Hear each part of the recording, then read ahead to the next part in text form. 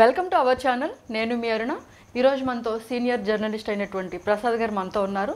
ఆయనతో కొన్ని ఆసక్తికరమైన విషయాలు మాట్లాడి మనం తెలుసుకుందాం. నమస్తే సార్. నమస్తే మేడం. సార్, జగన్మోహన్ రెడ్డి గారు నా మతం నా మానవత్వం అంటున్నారు కదా, ఏంటి ఆ మాటలు వెనుకున్న రహస్యం ఏంటండి? రైట్, నిజమే. అంటే మతం కంటే మానవత్వమే గొప్పదని మనం చెప్పుకోవాలి. ఎందుకంటే మానవత్వం లేని ఏ మతమైనా అంటే జనంగా మతాన్ని తప్పు ఉండదు. మతంలో ఉండే వ్యక్తులు, మనం హిందూ మతం అనుకుంటాం, క్రిస్టియానిటీ, ముస్లిం అని రకరకాల మతాలు ఉంటాయి. ఆ మతం ఎప్పుడు కూడా మంచిగా చెప్తుంది. కానీ ఆ మతంలో ఉండే వ్యక్తులు ఎవరైతే ఉన్నారో వాళ్ళు చేసిన తప్పిదాన్ని మనం మతం మీద పెట్టకూడదు అనేది నా భావన. అయితే ఇంకో ఏంటంటే మతం అనే కోణం వచ్చేటప్పటికి అసలు ఇప్పుడు మతం అనే ప్రస్తావన తీసుకురావడం ఈ ఆధునిక ప్రపంచంలో తీసుకున్నప్పుడు అది చాలా తప్పు అనిపిస్తుంది. ఇప్పుడు ఆధునిక యుగంలో గడిపాం, ఇంకా మతాలు అనే కాకుండా అందరూ కలిసి ఉండాలి, ఒక మనిషి తాలూకు సహాయం, ఒక మతం తాలూకు సహాయం ఇంకో మతానికి అవసరమైన భావన ఇప్పుడు ఉంది. మతం అనేది మనం చెప్పుకోవడం కాదండి. మతం అనేది మనకి అంటే మన అంతర్లీనంగా మనం ఇప్పుడు నేను హిందూ అనుకోండి, తరాల నుంచి మనం ఎలా మారుతున్న ఆధునిక యుగంలోకి వస్తున్నప్పుడు కూడా మన పండగల్ని దూరం చేసుకోలేదు. అలాగే మనకు వచ్చే పబ్బాలు ఏవైనా పండగలు, జాతరలు అన్నింటిలో కూడా మన పిల్లలు, మనము, మన తాతలు, తండ్రులు అందరూ కూడా చేస్తూ ఉన్నారు. మన ప్రత్యేక మనం చెప్పుకోకర్లే. మన ఇంట్లో సంక్రాంతి చేసుకున్నాం అనుకోండి, మనం హిందూగానే మనం సంక్రాంతి పండుగ చేసుకుంటాం, దసరా చేసుకుంటాం, దీపావళి, ఇలా దాన్ని బట్టి మనం హిందూ అని మనం ఇంటర్నల్ అంటే ఇండైరెక్ట్గా మనం చెప్తున్నట్లే. ఇది ఇప్పుడు జగన్మోహన్ రెడ్డి గారు చెప్పిన అంశం ఏంటంటే ఆయన క్రిస్టియానిటీ మతం తీసుకున్నారనేది బహిరంగంగా ఆయన చెప్పారు. అయినప్పుడు కూడా నా మతం మానవత్వం, నేను మానవత్వంతో ఉంటాను, మంచి చేయాలనేది నా సంకల్పం అని ఆయన మాటల ద్వారా మనకు అర్థమవుతుంది. ఖచ్చితంగా అది ఎవరైనా స్వాగతించాల్సిందే. అంటే మతం వేరు, మానవత్వం వేరు. మతం ఏ మతంలో ఉండైనా మంచి మనస్తత్వం ఉండేవాళ్ళు, మానవత్వంతో ఉండేవాళ్ళు మనం ఎవరైనా స్వాగతించాల్సిందే. వాళ్ళు చేసే మంచిని మనం స్వీకరించాలి. అంటే మతం అనేది ఒక కోణంలో చూడకూడదు. వాళ్ళు చేసే మంచి మనిషి ఎవరైనా ఏ మతం అయినప్పుడు కూడా మనం స్వీకరించాల్సి ఉంటుంది. జగన్మోహన్ రెడ్డి గారు ఆయన గతంలో కూడా క్రిస్టియన్, ఇప్పుడు క్రిస్టియనే. గతంలో కూడా ఆయన ఎన్నికలకు వెళ్ళినప్పుడు అందరూ రాష్ట్ర ప్రజలు అందరూ ఆయనకు ఆశీర్వదించారు, ముఖ్యమంత్రి హోదా వచ్చింది. అప్పుడు కూడా జనానికి తెలుసు అతను క్రిస్టియన్ అని. కానీ అతను మంచి చేస్తాడన్న భావనతోనే చూశారు తప్ప అతను మతాన్ని చూడలేదనేది నా ఒపీనియన్.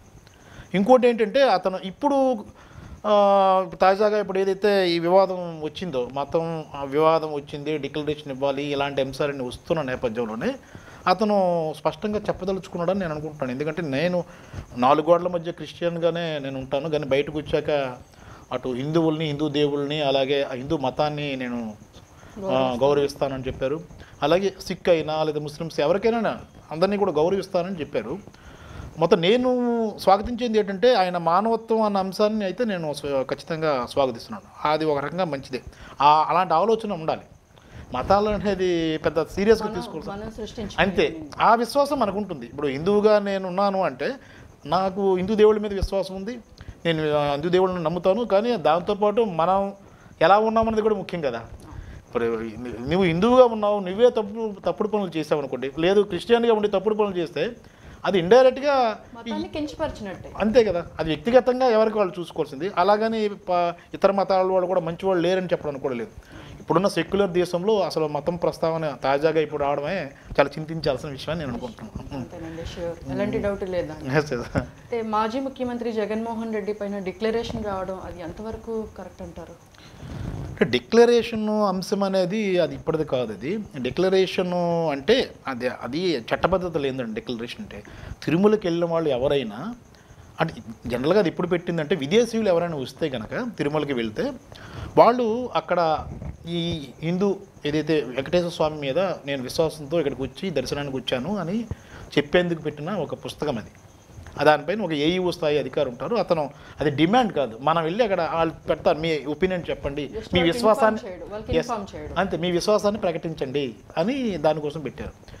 అంటే డిక్లరేషన్ అన్న అంశము యాక్చువల్గా చెప్పాలంటే గతంలోనే ఇదే, అంటే ముఖ్యమంత్రిగా జగన్మోహన్ రెడ్డి గారు పదవీ కాలంకి వచ్చేటప్పటికి ఒక సామాజిక కార్యకర్త హైకోర్టులో కేసు వేశారు.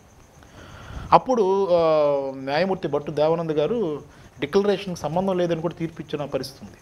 డిక్లరేషన్ పైన కేసు వేయడం కూడా జరిగింది, వేశారు. అంటే జగన్మోహన్ రెడ్డి క్రిస్టియన్, అప్పుడు కూడా క్రిస్టియన్ కాబట్టి ఇతను ఎలా అర్హుడు అనే దీని మీద హైకోర్టుకి వెళ్ళినప్పుడు హైకోర్టు కూడా తీర్పిచ్చింది.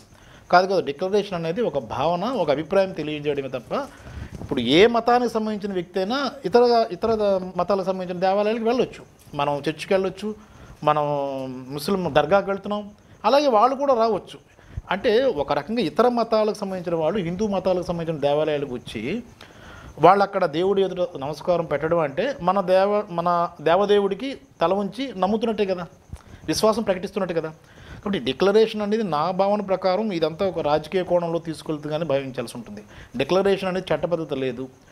పైగా ఇంకోటి విషయం ఏంటంటే, ఇప్పుడు ముఖ్యమంత్రిగా అప్పుడు జగన్మోహన్ రెడ్డి గారు ఉన్న టైంలో కానీ, రాజశేఖర రెడ్డి గారు ముఖ్యమంత్రిగా ఉన్నప్పుడు కానీ వీళ్ళిద్దరూ కూడా 5 సార్లు పట్టు వస్త్రాలు సమర్పించారు వెంకటేశ్వర స్వామికి. అది ఎప్పుడంటే బ్రహ్మోత్సవాల టైంలో. బ్రహ్మోత్సవాలు అంటేనే అత్యంత పవిత్రమైన ఉత్సవాలు వెంకటేశ్వర స్వామికి. అలాంటి పవిత్రమైన ఉత్సవాలకు వీళ్ళు వెళ్ళి ముఖ్యమంత్రి హోదాలో పట్టు వస్త్రాలు సమర్పించడం అంటే అంతకు మించింది ఇంక డిక్లరేషన్ ఉంటుంది. అంటే విశ్వాసం ప్రకటించినట్లే కదా. ఇప్పుడు మొన్న కూడా ఆయన అంటున్నాడు, నేను వెళ్తాను దేవుడిని దర్శించుకుంటాను అంటే ఆయన ఆ దేవుడి మీద విశ్వాసంతో వెళ్తున్నట్లుగానే అనుకోవాలి. దాన్ని అడ్డుకోవడం అంటే అది ఒక రకంగా అది కూటమి ప్రభుత్వానికి కూడా బూమరాంగ్. అది వెళ్ళనివ్వండి. ఇప్పుడు నేను క్రిస్టియన్ ఆయనే అంటున్నాడు, కానీ నేను వెంకటేశ్వర స్వామి దర్శించుకుంటాం అంటున్నాడు. అంటే ఆయన మీద దేవదేవుడి మీద ఆయనకి నమ్మకం ఉన్నట్టే, విశ్వాసం ఉన్నట్టుగానే భావించాలి. చాలా లక్షలాది మంది భక్తులు వస్తుంటారండి తిరుమలకి. అందులో ఎవరు క్రిస్టియనో ఎవరు అంటే ప్రతి ఒక్క దేవుడికి పూజించాలనే భావన చాలా మందిలో ఉంటుంది. అతను క్రిస్టియన్ అవ్వచ్చు, ముస్లిం అవ్వచ్చు. హీరో షారుఖ్ ఖాన్ కూడా వచ్చి దర్శించుకున్నాడు కదా. అన్ని దేవుళ్ళు ఒకటైన విధంగా అనే భావంతో ఉన్నారు. అంతమంది ఎవరెవరో వచ్చి అంత లక్షల మంది వచ్చినప్పుడు ఎవరికి డిక్లరేషన్ అడుగుతారు కదా. అంటే ఇప్పుడు ఇన్నాళ్ల పాటు ముఖ్యమంత్రిగా ఉండి పట్టు వస్త్రాలు సమర్పించిన వ్యక్తికి ఇప్పుడు కొత్తగా మళ్ళీ డిక్లరేషన్ ఇవ్వాలి అన్నది మాత్రం ఇది కంప్లీట్గా ఇది పొలిటికలైజ్ అంటే పొలిటికల్ చేస్తున్నారు, రాజకీయ విధానంలోకి మారుస్తున్నారన్న అభిప్రాయం వ్యక్తమవుతుంది. ఎందుకంటే ఇది ప్రజలు కూడా గమనిస్తున్నారు. ఇప్పుడు నిన్నాళ్ళు లేదు, ఆయన ముఖ్యమంత్రిగా ఉన్నాడు, పట్టు వస్త్రాలు సమర్పించాడు, దేవుడికి వెళ్ళి దండం పెట్టుకున్నాడు, హోమాల్లో పాల్గొంటున్నాడు. అటు అక్కడ క్రిస్టియన్గా ఉన్నప్పుడు కూడా వీటిని ఆయన గౌరవిస్తున్నాడు, నమ్ముతున్నాడు, విశ్వాసాన్ని వ్యక్తం చేస్తున్నాడు. అలాంటి మళ్ళీ కొత్తగా దాన్ని ఇప్పుడు తెర మీద తీసుకురావడం అంటే ఇప్పుడున్న పరిస్థితుల్లో ఇది ఏదో అంటే దాన్ని ఏదో ప్రజలకి దారి మళ్ళించడమో లేకపోతే మభ్య పెట్టడం అని అనుకోవాల్సి వస్తుంది. రాజకీయ కోణం చాలా స్పష్టంగా కూడా కనపడుతుంది. అంతే అంతే అంతే అంతే అది తప్పు అంటాను నేను. ఎందుకంటే ఇప్పుడు కొత్తగా దీని ఇప్పుడు మిగతా వాళ్ళు కూడా మేము వస్తాం మీ దేవుడికి వచ్చినప్పుడు ప్రతి దేవాలయం ఆహ్వానిస్తుంది. మనం ఏదైతే క్రిస్మస్ అయినప్పుడు మనం వెళ్తాం, చర్చికి వెళ్ళినప్పుడు వాళ్ళేమి మీరు డిక్లరేషన్ అని అడగరు. అండ్ అలాగని మన భారతదేశంలో హిందుత్వం అనేది మెజారిటీయే. కానీ మనం సంస్కరించుకోవాల్సిన అవసరం కూడా ఉంది కదా. వాళ్ళు వస్తున్నాం అనుకున్నప్పుడు స్వాగతించండి. వాళ్ళేమో వచ్చి తప్పు చేయరు, అక్కడున్న దేవుడిని దండం పెట్టుకొని వెళ్తారు. అది కాబట్టి కొత్తగా డిక్లరేషన్ అంశం అనేది ఇప్పుడు తాజాగా మళ్ళీ తెర మీద తీసుకొస్తున్నారు. అది జనం దాన్ని నిశ్చితంగా గమనిస్తున్నారని మాత్రం అర్థం చేసుకోవాల్సి ఉంటుంది. మనం రాజకీయ కోణంలో తీసుకెళ్ళినా జనం మాత్రం చాలా నిశ్చితంగా చూస్తారు. జనం పట్టించుకోలేనట్టే ఉంటారండి ప్రతి ఒక్కదాన్ని కూడా. ఖచ్చితంగా సోషల్ మీడియా అంతా కూడా బాగా డెవలప్ అవడంతో అంటే అంశాల వారి ఇప్పుడు జనం ఏంటంటే ప్రతి అంశం జనంలోకి వెళ్తుంది. ఇప్పుడు ఒక హైడ్ మనం ఈ అంశాన్ని హైడ్ చేద్దాం, ఇలాగా మనం బురద జల్లేస్తామంటే కుదరదు. జనం రెండు వైపులో చూస్తున్నారు. ఎందుకంటే ప్లాట్ఫామ్స్ అనేవి పెరిగాయి కాబట్టి ఇది అయిన తర్వాత ఇది ఏంటి అసలు వాస్తవం ఏంటి ఇలాంటి అన్ని అంశాలు కూడా తెర మీదకి వస్తున్నాయి. అయితే తిరుమల వాసుడైన వెంకటేశ్వరుడిని దర్శించుకోవడానికి కులం మతంతో సంబంధం లేకుండా వెళ్ళేటట్లయితే అది వెంకటేశ్వర స్వామికి గౌరవం పెరిగేటట్లు అవుతుందా, గౌరవం తగ్గినట్లు అవుతుందని మనం అనుకోవచ్చా? ఏ కోణంలో మనం చూడొచ్చు అంటారు? ఎస్, ఖచ్చితంగా అండి. ఎందుకంటే మంచి క్వశ్చన్ ఇది. అంటే దేవుళ్ళు మనం అసలు దేవుడు అంటే నిరాకారుడని మనం ఎవరైతే ప్రజాపిత బ్రహ్మకుమారి వాళ్ళు చెప్తుంటారు, నిరాకారుడు అసలు ఆకారం లేనివాడండి. ప్రతి ఒక్కరు కూడా అంతే. అది మనం సృష్టించుకునేవే దేవుడు. అది ముఖ్యంగా దేవుని విషయంలో మనం ఎవరు పూజిస్తామన్నా స్వాగతించాల్సిందే అని నా ఒపీనియన్. ఎందుకంటే ఎవరు అంతే, అది మనలో ఉంటుంది. మనం దాన్ని డెవలప్ చేసుకుంటాము. దేవుడి విషయంలో విశ్వాసాన్ని ప్రకటించుకుంటాము, దేవుడిని పూజించుకుంటాం. అది మన ఫ్రెండ్స్ ఉంటారు కొంతమంది, నువ్వు దర్గాకి రా ఈరోజు అంటే మనం వెళ్తాం. ఏదైనా పండుగ ఏదైనా రంజాన్ అయ్యేటప్పుడు ఇన్వైట్ చేస్తే అలాగే వాళ్ళు కూడా వచ్చిన సందర్భాలు ఉన్నాయి. ఇంతెందుకు మనకి బీబీ నాంచారి వెంకటేశ్వర స్వామి భార్య అని అంటారు, పురాణాలు చెబుతున్నాయి. బీబీ నాంచారి ఎవరు? ముస్లిమే కదా.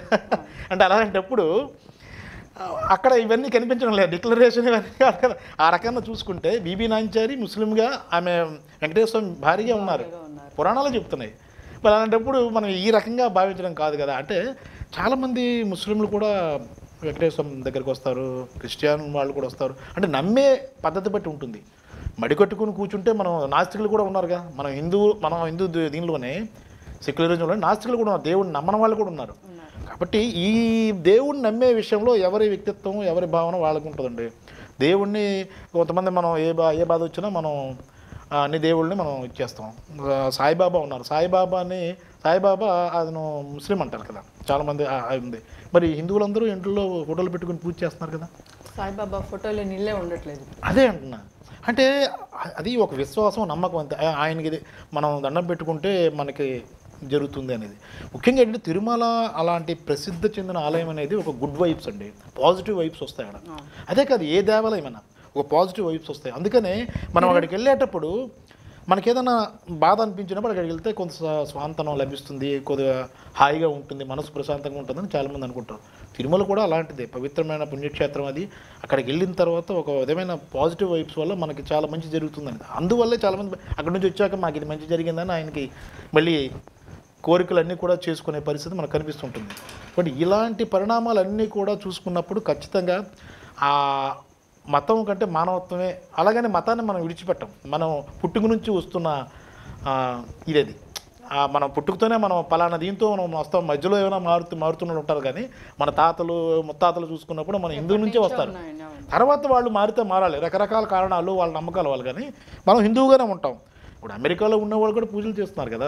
కాబట్టి మతం అనేది మన విశ్వాసం, దాని ద్వారా మనం మంచి ప్రజలకు మంచి చేయాలన్న భావనతో ఉండాలి తప్ప రాజకీయ కోణంలో వీటిని భ్రష్టు పట్టిస్తే అన్ని మతాల మీద ఉన్న గౌరవం పోతుంది. అది నా ఒపీనియన్. Okay, okay.